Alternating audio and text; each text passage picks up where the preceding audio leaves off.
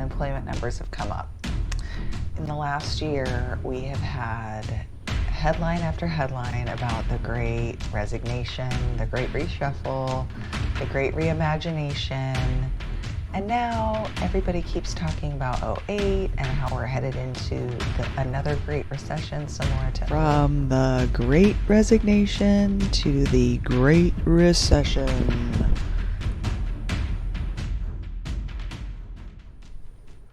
Super scary, right? Tried to get a eye-catching title there. How do you think I did? Unemployment numbers have come up.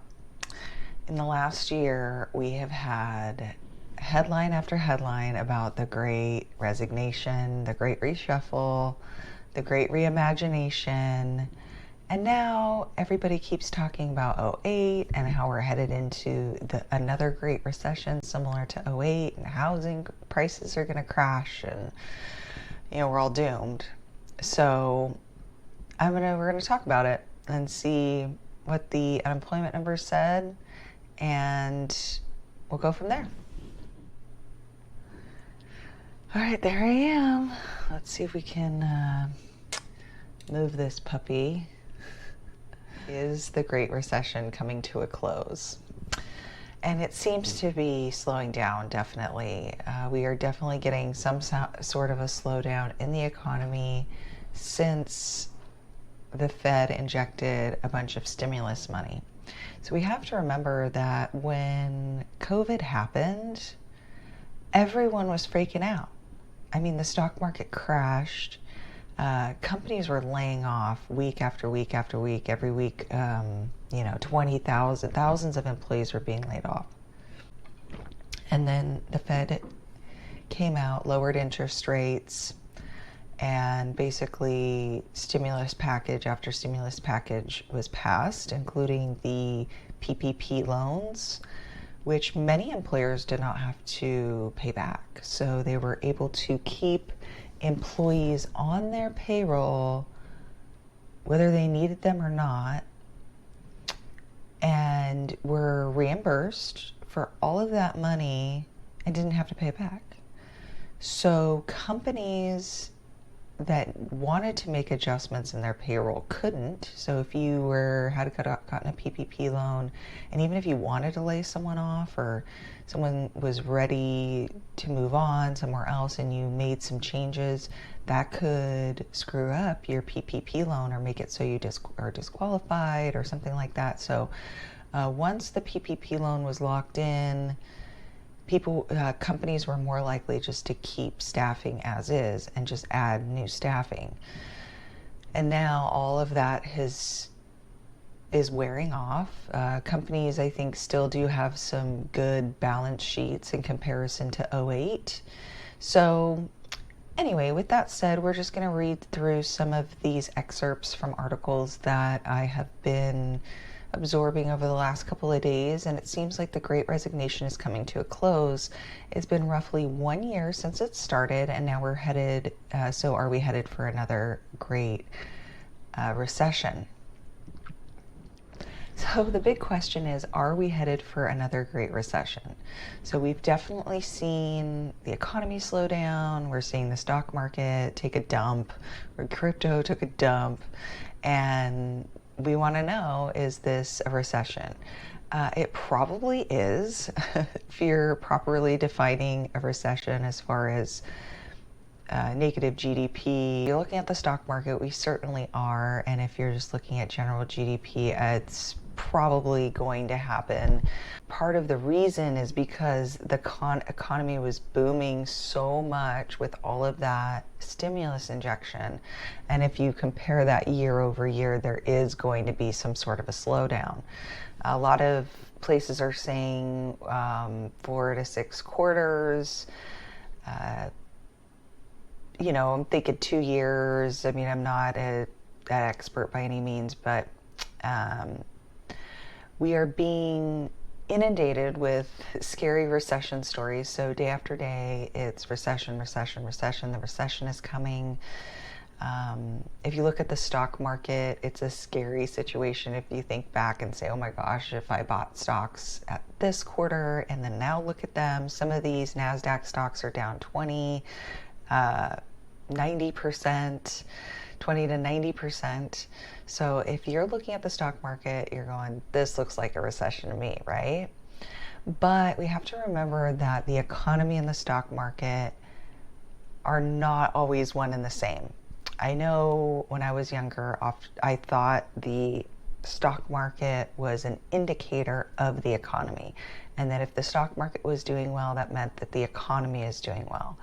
And in concept, that is true, but in reality, oftentimes, unfortunately, it is not, especially when the stock market, every time the Fed breathes now, the stock market is heavily reacting to what the Fed is doing above and beyond what the economy is doing.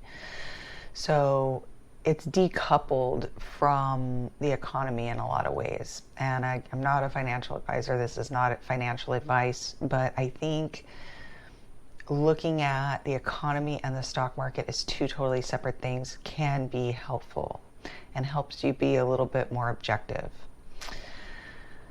So let's look at unemployment, jobless claims, trends, and the word on the street. So states reported, so this is the unemployment claims, and they went up. So the states reported 244,000 jobs, or 244,000 workers filed for unemployment benefits during the week ending in July 9th, an increase of 9,000 from the previous week's level, and the number of workers continuing to claim unemployment benefits, 1.3 million, is well below the pre-pandemic average of 1.7. So we're going to look at this. All right, so this is the unemployment summary. Total non-farm payroll unemployment rose by 372,000 in June, and unemployment rate remained at 3.6%. The U.S. Bureau of Labor Statistics reported today notable job gains occurred in professional and business services, leisure, hospitality, and healthcare. This news release presents statistics from 2 monthly surveys.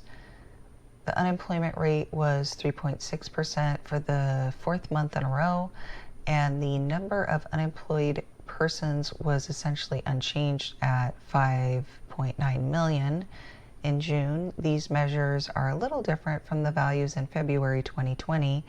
February 2020, 3.5% and 5.7 million respectively, prior to the coronavirus pandemic. So a lot of times we are looking back to see what happened in the economy right before the pandemic, and February is a good measure for that. So we're not seeing too many substantial changes in unemployment, even though we're getting these headlines that are telling us a recession is coming. Seems to be just a sentiment issue. Let me see if I can find one for you here. I just got one this morning. This here. Unemployment claims rise last week. So it's the same number that we just looked at. States reported 251 workers filed for unemployment benefits during the week ending July 16th, an increase of 7,000 from the previous week's level. Okay. It's still 3.6%, which is pretty low. I'm not saying that we're not going into recession. I'm just saying that some of these headlines are a little bit ridiculous. The information they're using to say that the economy is sinking. And I'm not saying that it's not. I mean, the inversion phenomena that has been happening on the rates is really, really freaky. I'm not an economist. I don't understand. I'm not going to sit here and pretend I understand all the intricacies of the economy, but I know that it's not supposed to be, you're not supposed to get more money for lending the government money for 6 months versus 10 years. You know, it's pretty crazy to think that if you loan the government $1,000 that you get more money back for a shorter loan versus a 10-year loan, and that those rate inversions have been happening. I think that is a bigger sign right now that something is coming around the bend. I'm not pretending to know exactly what it is and how this is going to misstep, but I think everyone is just holding their breath saying, when is this thing going to crack? Because there's just so many strange things, like the inversion rate that doesn't happen, the inversion of rates that doesn't happen very often. And we all sense that this injection of capital into the economy was synthetic. And because it was a synthetic injection, it wasn't actual creation of wealth. It was the government taking money from the people and then deciding to give some money back to the people by taking loans upon itself through a global banking system. We all know that that's not actual wealth creation for the company. That's just an injection of fake synthetic money. So because it's an injection and it wasn't creation of anything, we know that it's a temporary fix and that at some point it is going to slow down. Now, that doesn't mean that innovation cannot happen and that people aren't, and that the economy isn't changing and perhaps people are adapting in some ways. But the Pied Piper has stopped playing its tune, and the question is, how long is that stimulus money going to last? Is it going to taper off? Is it going to fall off really, really fast? Or is it just going to kind of peter out over a shorter amount of time? Now, the Fed is has hoped that it peters out. I shouldn't even say the Fed, the Federal Reserve, that it peters out over time and that they can increase the rate of lending enough to control inflation in some manner, which is speculative at best. No one knows exactly how it's going to play out. And so I think a lot of us are just sensing this, like, okay, well, money kind of abruptly stopped. There's some stimulus money still out there. We don't know exactly when it's going to run out. And we're all just kind of watching the unemployment. It's like, oh my gosh, the unemployment numbers rose, 9,000 participants. It's coming any day now. It's a trend change. It hasn't been going down. Unemployment hasn't been going down. Now it's stable. It's stabled off, and it could be changing. There's a change. So let's go back here. So the optimists out there are saying a new generation is entering the workforce. The National Association of Colleges and Employers, NACE, survey looked at surges in hiring for college students who are graduating in 2022 versus 2021, and they say that there's an increase of 31%. So this was done in February and March. And just because an employer is planning on hiring more doesn't mean they actually do. So what we have seen over the last couple of earnings reports, I think from some tech companies like Google and Facebook and Tesla and some others, is that they had a lot of positions that they were hiring for, and they've basically stopped. They've stopped pursuing some of those positions, and they may be, in fact, looking to lay off some of the positions and consolidating and cutting some of the fat. So because of that injection of the PPP loans, I think a lot of companies kept people on board that perhaps they shouldn't have, and then just hired on top of that. And now there's going to be some flushing out there. I don't think it's going to be a huge drop, but we will see, right? I think companies are just going to be forced to be a little bit more efficient, and I don't think that these plans for hiring are going to all, just because you're planning on hiring doesn't mean you're actually going to hire. That's my thought there. And there are some industries where I think that it doesn't matter. If somebody's in an industry and they're in college for a position that is scarce, yes, they're going to be hired. It's in demand. So it would be something like nursing is just one of those that comes to mind. So here is the NACE, NACE article where colleges are hiring, and it's saying it's surging. This is a 5% climb from last fall. It was a survey that was done in the spring of 2022, and people who responded to the survey, 42% of their entry-level positions will be fully in person. They're expecting to be back in person. 40% will be a hybrid, and only 18% will be remote. And when I was reading through this article, one of them said they are not confident that one of the reasons for this is because they're not confident that entry-level positions will do well in a fully remote environment.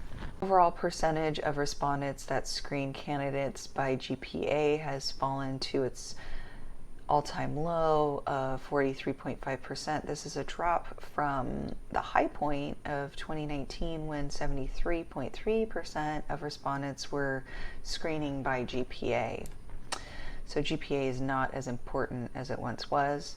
In fall of 2022, recruiting looks extremely positive for upcoming class of graduates. Almost 90% of respondents indicate that they will be hiring for both full-time intern and co-op positions at this time. The remaining 10% of respondents will also be hiring, but either for full-time intern or co-op positions only. Okay, or. It's not an and, it's an or. All right, so this is looking at job outlook hiring projections between 2012 and 2022. And in 2022, it's 31%, and then in the fall, it was 26%. So when they last year were looking forward to this year, it was at 26%, and that has gone up 5%. So employers are expecting to hire more this year of students.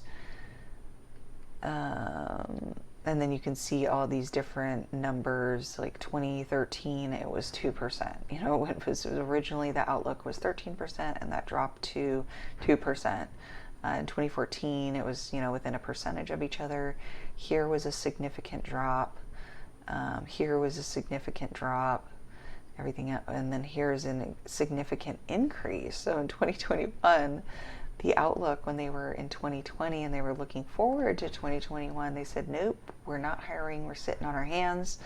And then that changed to 7.2%.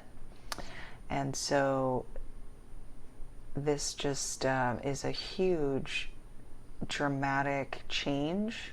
So if you look at 2022 compared to previous years, it's just spiking like crazy. So this tells me it's either going to go back down to, it's going to overreact and come way back down here, or it's going to stabilize somewhere in here. Okay.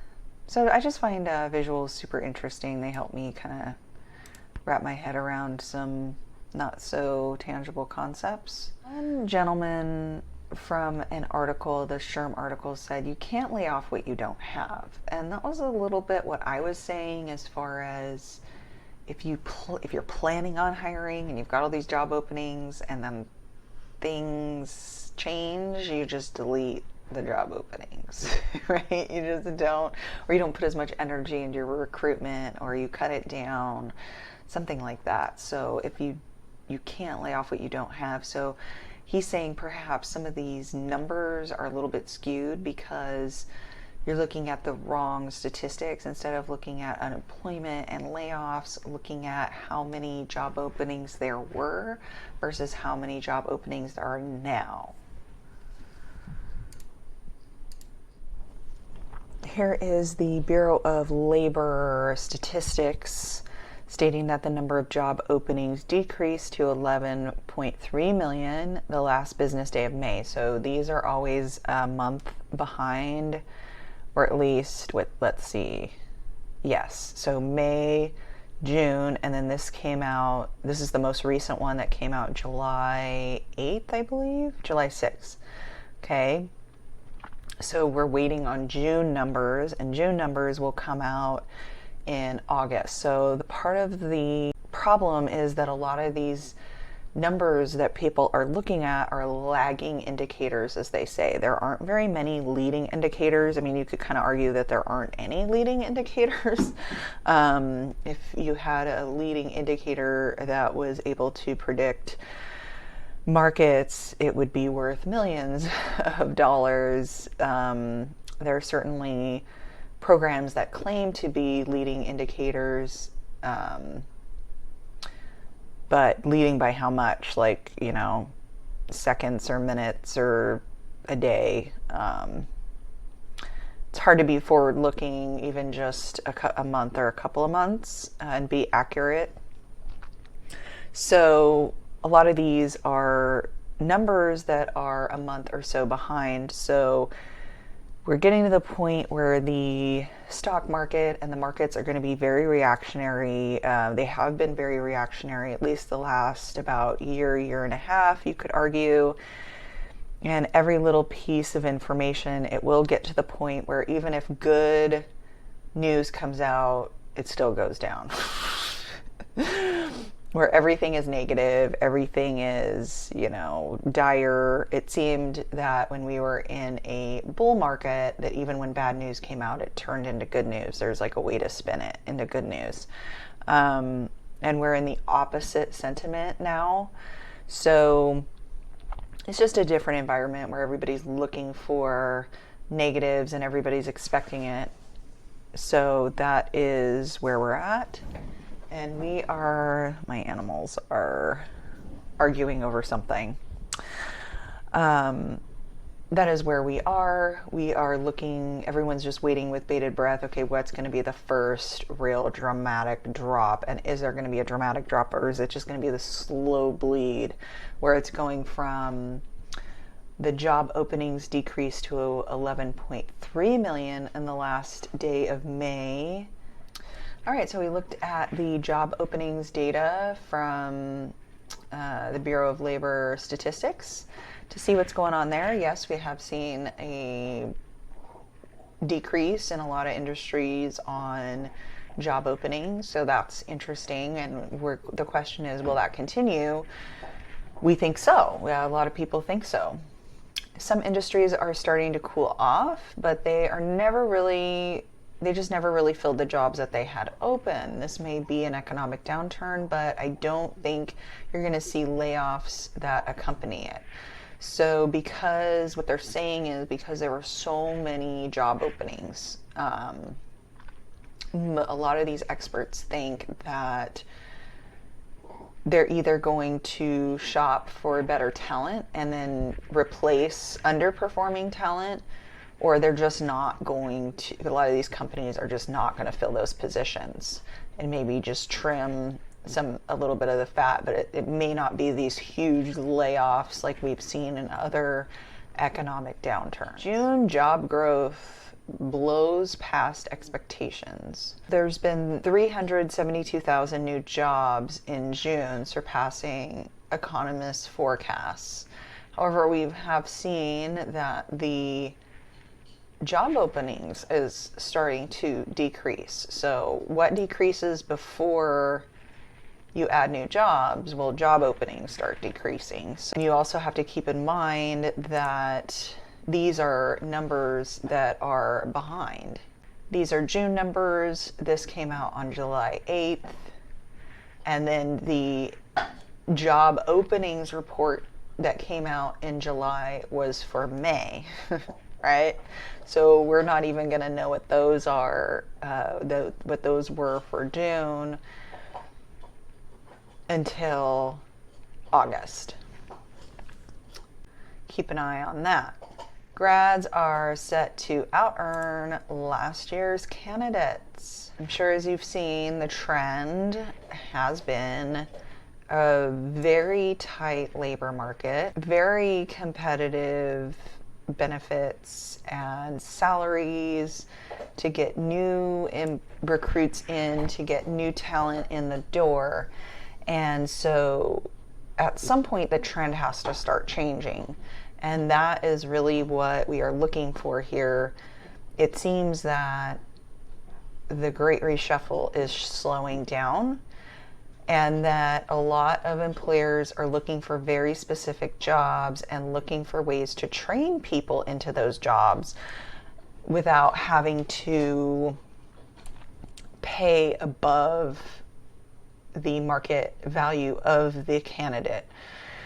So one way to get the top talent is to pay above what other companies are offering to pay that talent, and be very competitive. Another way is to hire someone that you believe is very highly trainable and offer a path to promotion. It takes more energy and training, obviously. However, a lot of these surveys that have been done on Gen X and millennials is that they're more likely to stay with an organization if they have education built in and training built in and a career path built in. If their vision can fit inside of your organization, their personal vision, they are more likely to stay. They are more entrepreneurial than previous generations. So you have to give them that vision and show that your organization will continue to educate them and provide knowledge on an ongoing basis so that they can continue to grow into a career. To the graduate report, this is from Monster. They surveyed 1,500 U.S. adults ages 18 to 24 and 1,000 hiring managers to learn who has the upper hand. So 26.6 more college graduates from the class of 2022 are going to be hired than from the class of 2021, according to NACE. And we did look at the updated report from this. So times have changed. More than 4 in 5, 81% recent or soon-to-be college graduates are confident that they'll get a job that matches their career goals.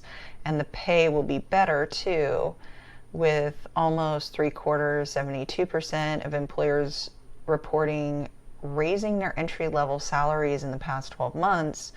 But young job seekers may need a confidence boost because over half of them, 58%, still believe employers have the upper hand for entry-level job market positions.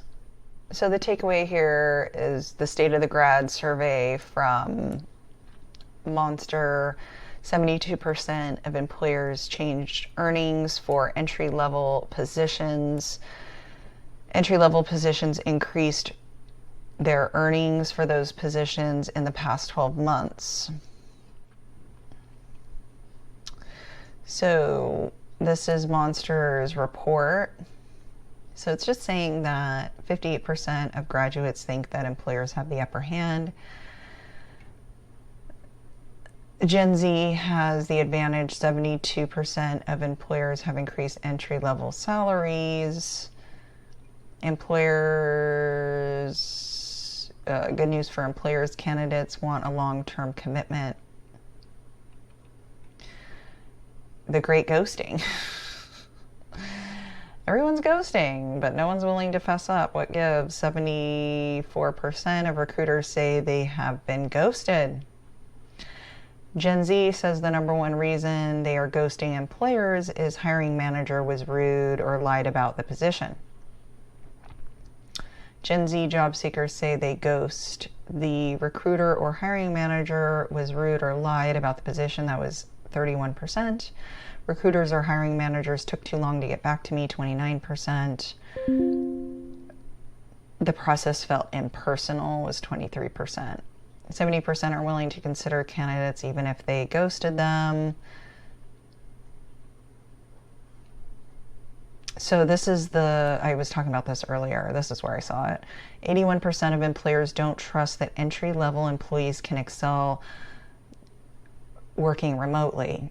And we were seeing that only it was less than 20% of employers are allowing entry-level positions to be remote, and the rest they want either hybrid or in person. And this is why 81% don't think that working remotely is a good idea for those entry-level positions that need more training. They may need more hands-on training, in-person training. 32% of college grads are looking for opportunities for remote or hybrid. So there's a little bit of a disconnect there. So they use social media to look for jobs. 46% of college grads go to YouTube or TikTok for advice, while 30% of non-college seekers use the platforms for their job search.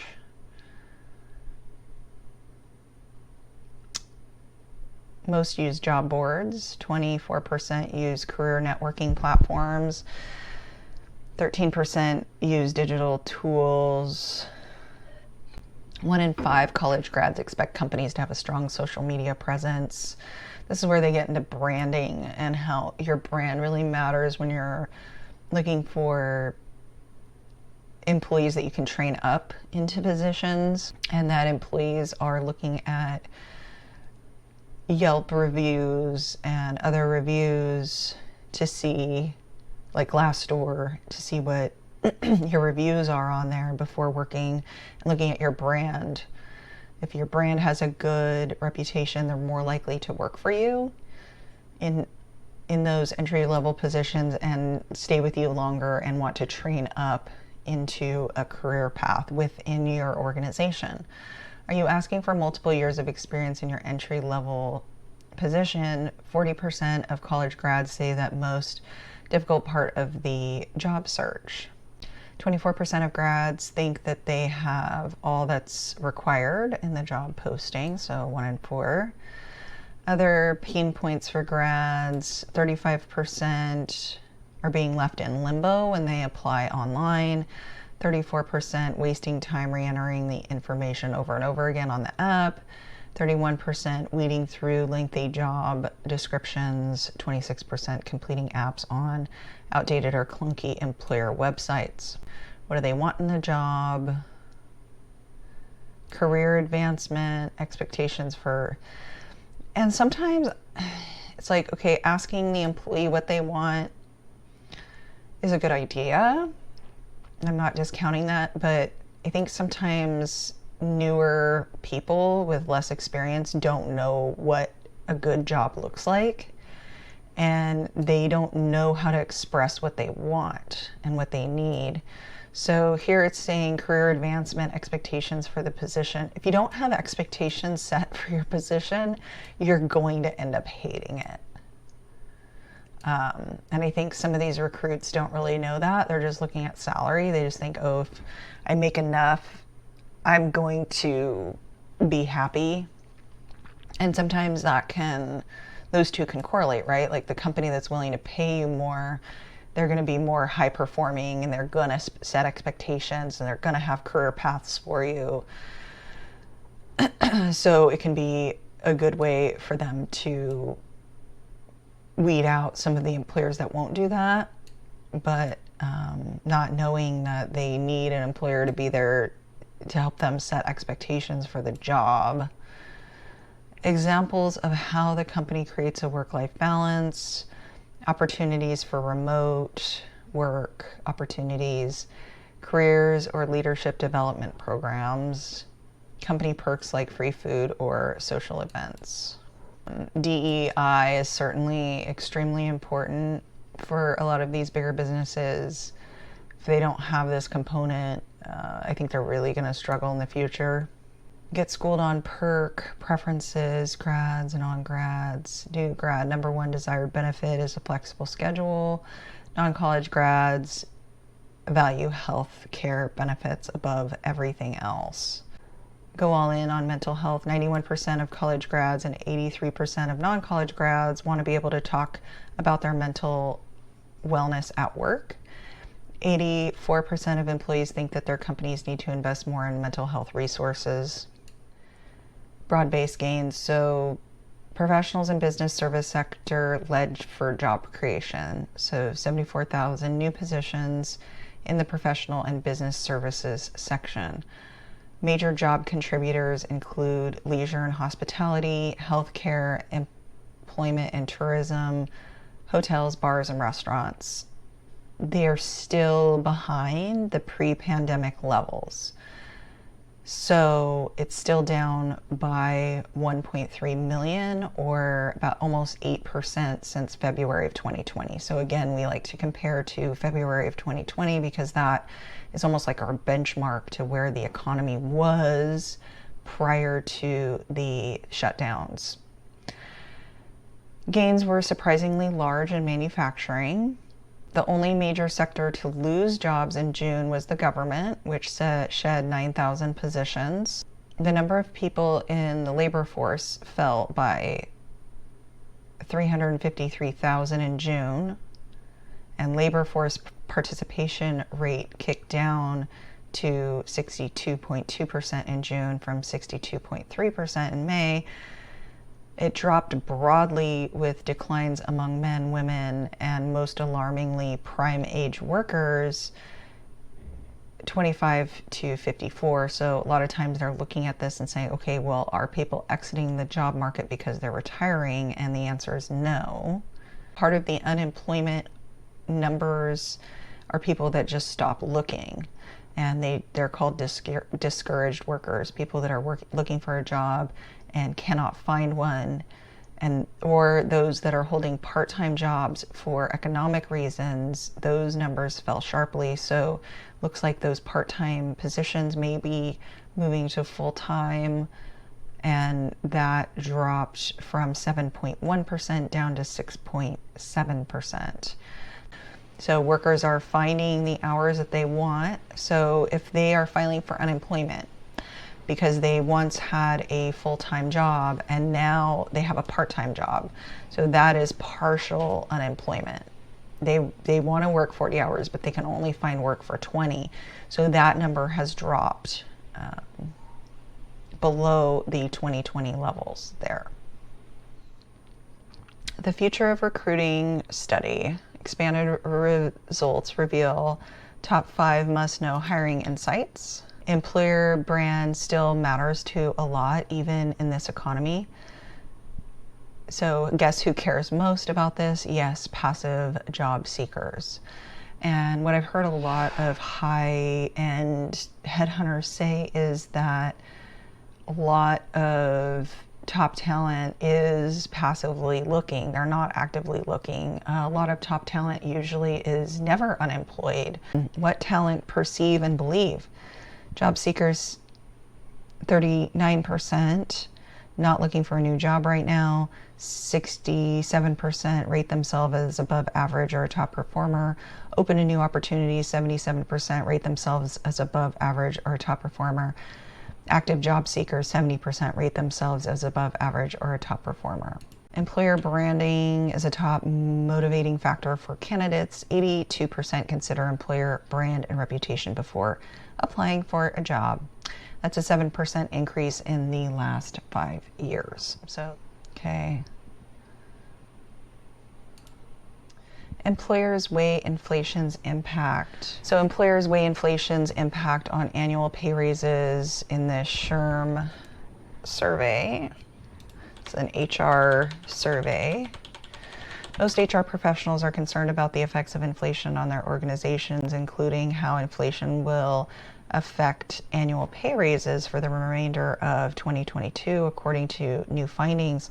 So HR is in the middle. They're with the E-team, and the E-team is saying, you know, we need to look at cash flow, profitability, margins, the general goals of the business going forward, and HR is having to talk to the employees on a regular basis, and they're getting raise requests and promotion inquiries, and they're talking one-on-one with the employees. So the employees are wanting a raise because of inflation, because the cost of housing is higher. It's harder to get to work now with gas prices going up.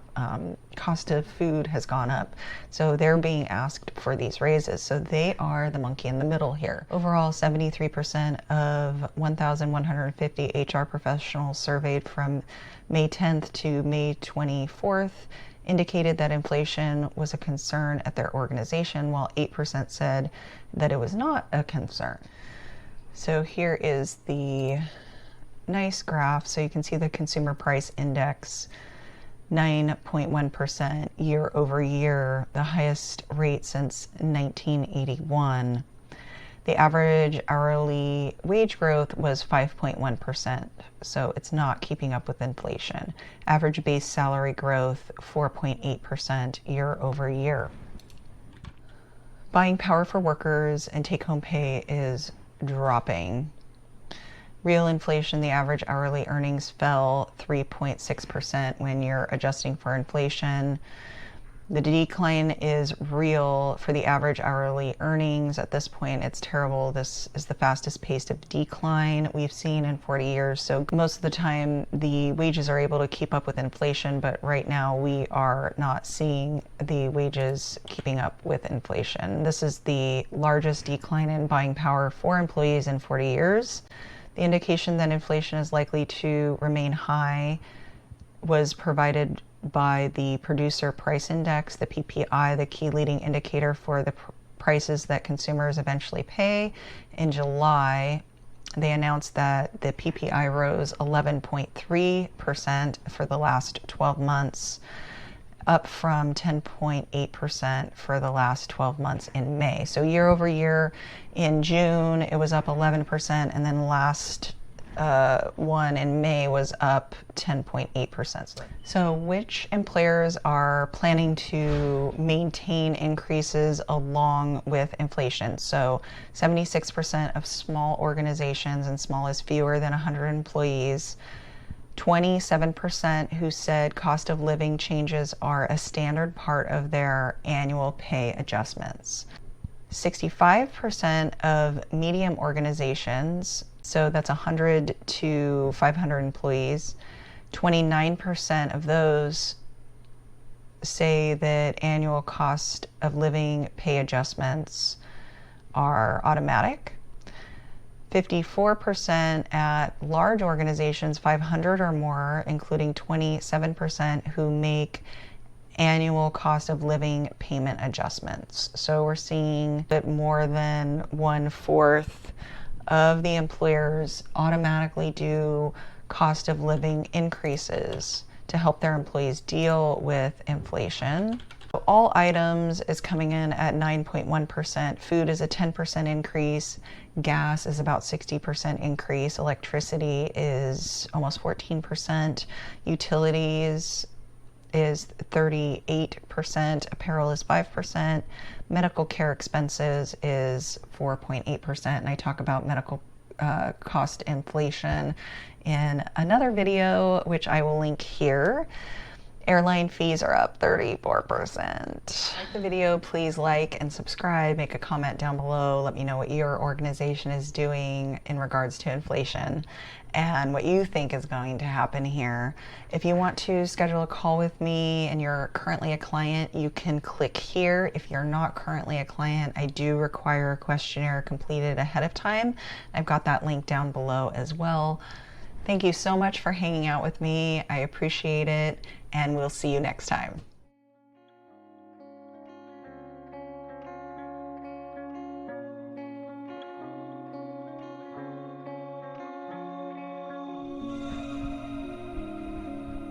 Morning. So from the Great Resignation to the Great Recession. So super uplifting title, right? Oh my gosh, look at my face. My face does not look happy. From the Great Recession to the Great... Wait, no.